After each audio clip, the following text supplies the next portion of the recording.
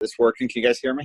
Yep, we can see you, we can hear you. We are now joined by the driver, the number 2 PPG4 for Team Penske, and that is none other than Brad Keselowski. Brad, man, it was a tough race from start to finish tonight. Please walk through that effort from your perspective.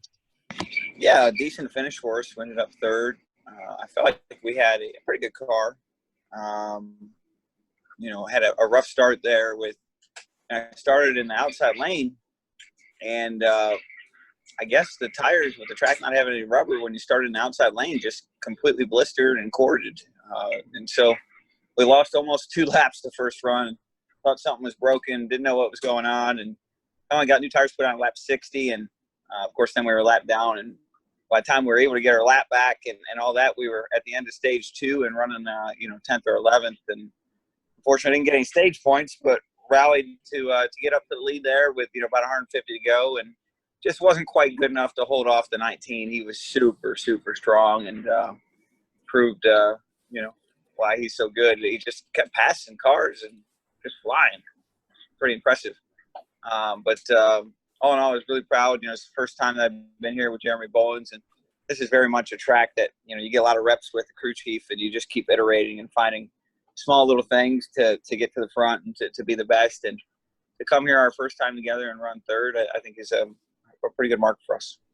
Good deal. We're going to start off with Jacob Seelman from Speed Sport. Go ahead, Jacob. Thanks, Matt. Brad, with this being the first night race at Martinsville, I know you guys had the end of the one race a couple of years ago that ended under the lights, but, really the full effect of it here. Did it feel different or play out any differently, you think, compared to a normal day race at Martinsville? Was there anything strategically that was a little different? No, I'm not a big difference. I think probably the big thing that we noticed, I think it was Jacob, I didn't catch your name, but I think the big thing that we noticed, of course, is not having any practice. That makes it really different experience to try to dial the cars in, and this tire was, quite a bit different than any tire we've had here before. So those two things together was more of a challenge or certainly more noteworthy from our perspective. Our next question will come from Bob Pockers. Go ahead with the question, Bob. Yeah, Brad. Obviously, NASCAR made the announcement today about banning the Confederate flag, and I'm wondering whether did drivers talk to NASCAR at all about it this week? And do you think NASCAR, once Bubba advocated for it, did you feel that pushed NASCAR to do it? Yeah, I wasn't really involved. I can't say I was completely caught off guard, but I didn't know there was any conversations going on there. So I can't say I was, involved intimately to know those things. Bobby, I think NASCAR well enough to know that they do a lot of things without necessarily asking me.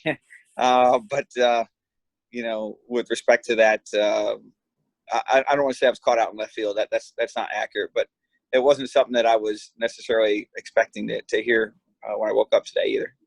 And are you in general in favor of that decision? I think I've spoken about it before. I don't really care for that, for that flag. And I come from Michigan, and I understand it might mean different things to different people. Where I come from, it doesn't mean anything good. But then, I think I have some empathy towards those that it does mean something positive to. I can't put myself in their shoes because I've never been there. But, in general, I'm a rights guy, and I like when people have rights to do what they want to do. But it's ultimately not my decision, and I support the fact that it's NASCAR's decision to make. Thank you. Our next question will come from Christian Audi. Go ahead with the question, Christian. Hey, Brad. Last part of that race, you and your teammates were going pretty close with each other. What's going through your mind when you guys are all near the top there and kind of racing pretty close? And second question, heading towards Miami next, what are some of the quirks of that race that you like to expose there? I think probably what was going through my head racing my teammates is don't wreck my teammate, because I really want to have a job and not get fired. So that's probably the biggest thing. But we raced each other hard, but didn't wreck each other, so I think that's good. And you asked about Homestead. I'm sorry, I didn't catch that last part. Yeah, what's some of your favorite parts about racing down in Miami? Favorite parts? Well, probably my 2012 championship. Because we used to run for the championship there.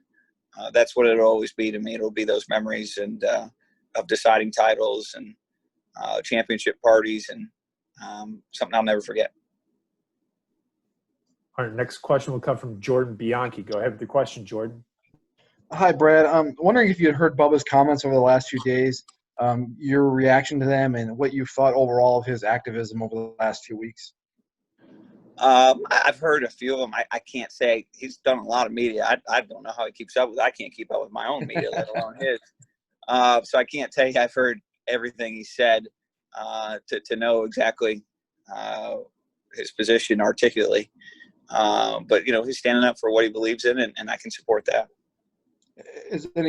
Are you impressed that, knocking against some drivers that some are willing to stand up and be at the forefront, but he has certainly taken the lead of that?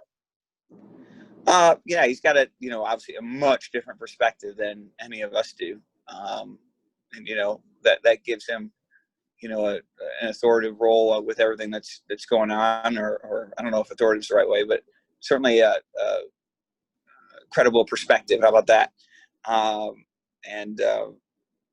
That's one that I don't have, and most NASCAR drivers don't have. So, he's kind of carrying that as the face of NASCAR right now. Maybe whether he wants to or not, I don't know if he wants to or not. I don't know, but in some ways, I feel bad for him because that's a tremendous burden to carry. But in other ways, I think he's very fortunate to have an opportunity. Thank you very much. No problem.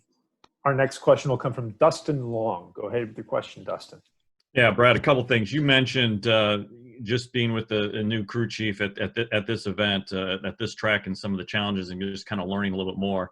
But I'm curious, the top 4 finishers tonight were all new driver crew chief combinations this year. Now, I understand Truex had been with, James Small as an engineer before, but I'm just curious, hearing that, what strikes you about that based off of what you said earlier about new drivers and crew chiefs working together at Martinsville? Wow, that's a great stat, Dustin. That's a Bob Bach stat. You get that one from Bob? I'm insulted now. Oh, come on. Come on. You guys are friends, right? Yes. Yeah, that's a great stat. I didn't think about that. I don't know why it worked out the way. I don't know if that's a coincidence or maybe that's trying to tell us something. I mean, generally that doesn't seem like a coincidence, but I would like to think that we would have been better if we had more races together. I think that about the fall race, but what do I know? I also want to ask you, this week, you guys race at Atlanta, Martinsville, Miami, heat, long races, challenging races on the body. Miami, hot, humid. What is this week been like? What's it going to be like for you guys after Miami, and what's it been like this week? Yeah, I mean, I'm hesitant to say that it's tough racing because, I drive a car in circles for a living, Dustin. I don't think a lot of people want to hear me kind of whine and complain. But that said, it's a tough week. It's probably the toughest I have ever been a part of. Atlanta was a grueling race, very humid, 500 miles. I don't know why it had to be 500 miles, but it was at a track where the cars, are a handful. And normally when we run Atlanta, it's in March or late February-ish. And so, obviously running it in early June, late May, it's much different weather conditions and much, much harder. Same thing here in Martinsville. I'm a little bit surprised that today was a 500-lap race because, with it being a Wednesday night race, that's pretty long into the night for some of our fans. But it also is part of the challenge of being a race car driver is running 500 laps, 500 miles. It gives an endurance factor to it. And, I think we see time over time that with that endurance factor, the storyline and the plot changes. So I hate to shorten races because I think it's part of the storyline and plot of the Cup Series that you have to be good for so long, and it wears you down physically, mentally, along with the car. I really appreciate that, but I don't know if there's ever been a more grueling stretch in Cup racing. And I was talking to my dad about this You know, because my dad was around in Cup in the 60s and 70s as a kid that, you know, went to a bunch of races with his dad who had a team. And he and I were talking about it at dinner just a week or two ago.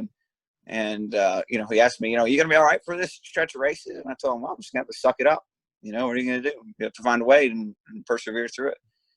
And he was telling me stories about, you know, in the 60s and 70s when they had, you know, when they ran more races, they had the longer schedule. You know, they'd run a 400 or 500 mile race, you know, 1 or 2 a week, but, you know, the drivers would get out at halfway. You know, it wasn't uncommon to where, you know, your big name drivers would run the first 200 or 300 laps and get out, and either somebody else would finish the race or they'd get back in and finish the race at the end. And I thought that was so interesting because, you know, I think that just goes to show you, you know, how much the racing has changed and evolved. And even though you can maybe compare this specific period of time in NASCAR to the olden days when they raced more during the week, I think that kind of changes it because we don't have driver changes mid-race. So I think that creates, you know, like I said, you know, this is kind of making history for the most grueling few weeks on a driver that I think the Cup level's ever seen. So, you know, with respect to that, Dustin, it's the same for everybody. And we all got to toughen it up. And I think it's a great test of will. It's a great test of the drivers. I think it's part of what makes these few weeks so compelling, not just as a participant in the sport, but as a fan myself. Thank you. No problem. Our final question for Brad will come from Zach Sterniolo. Go ahead with your question, Zach. Brad, you, Ryan, Kyle Busch, Martin Truex all seem to struggle a lot at the beginning of this race. Would practice have helped you guys kind of knock out whatever issues you guys faced that first stage? I mean, yeah, I would like to think so. You know, I'd like to think that if we ran, you know, 50-lap practice or 10-lap practice, that we'd have learned a few things. But I mean, I can't say I know for sure. I know not having rubber on the track was a huge difference after, you know, and I started at the top, and I think that really changed a lot of people's days, and not everybody even recovered. You know, I think somewhere around the top 16 or 17 cars won a lap down in the first run of the race. That's amazing. How often do you see that? So just a really interesting race. Thank you. No problem. Well, Brad, congratulations on your run, and we will see you at Homestead Miami Speedway. Safe travels to you. Thank you, guys. See you in 4 days. That's right. Enjoy. Take care. Take care.